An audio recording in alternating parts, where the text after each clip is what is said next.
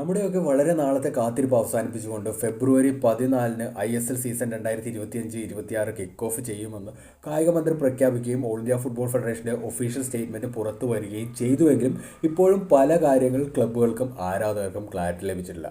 അതിലൊന്നാണ് 14 ക്ലബ്ബുകളും all India football ഫെഡറേഷന്റെ പ്രപ്പോസൽ അംഗീകരിച്ച് ലീഗ് കളിക്കാൻ സമ്മതം മൂളി എന്ന് പറയുമ്പോഴും ഇന്ത്യൻ എക്സ്പ്രസിന്റെ റിപ്പോർട്ടിൽ Odisha, Chennaiyin, Kerala blasters, Mohun Bagan super giants എന്നിവർ ഇനിയും സമ്മതം അറിയിക്കാനുണ്ട് എന്ന് പറയുന്ന റിപ്പോർട്ട് നമ്മൾ കാണുന്നത്.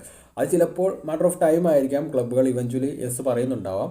അതുപോലെ തന്നെ മറ്റൊന്നാണ് സെൻട്രലൈസ് വേദികൾ നടത്താൻ തീരുമാനിച്ചു എന്ന് പറഞ്ഞിരുന്ന ISL ഇപ്പോൾ single leg home and away ഫോർമാറ്റിൽ നടത്താൻ പോകുന്നു എന്ന് പറയുന്നത്. Home and away matches decide ചെയ്യുന്നത് ലോട്ടിലൂടെയാണ്. ടീമുകൾ 6 മുതൽ 7 വരെ മത്സരങ്ങൾ ഹോം അല്ലെങ്കിൽ എവേ ഫോർമാറ്റിൽ കളിക്കും. ഫുൾ കണ്ടീഷണൽ ഗ്രൗണ്ടുള്ള ടീമുകൾക്ക് 7 ഹോം മാച്ചസ് കിട്ടിയേക്കുമെന്നാണ് മാർക്കസിനെ പോലുള്ള മാധ്യമപ്രവർത്തകർ പറയുന്നത്. അങ്ങനെ നമ്മൾ ആദ്യം കേട്ടതിനേക്കാൾ വലിയ മാറ്റങ്ങളാണ് പിന്നീട് കേൾക്കുന്നത്. എന്തായാലും ഒരു കാര്യം ഉറപ്പാണ്, നമ്മുടെ ഫെഡറേഷന്റെ റെപ്യൂട്ടേഷൻ വെച്ച് ലീഗ് തുടങ്ങി അത് അവസാനിക്കുന്നവരെ ഇതുപോലുള്ള മാറ്റങ്ങളും ഡ്രാമയും എല്ലാം നമ്മൾ പ്രതീക്ഷിക്കേണ്ടതാണ്.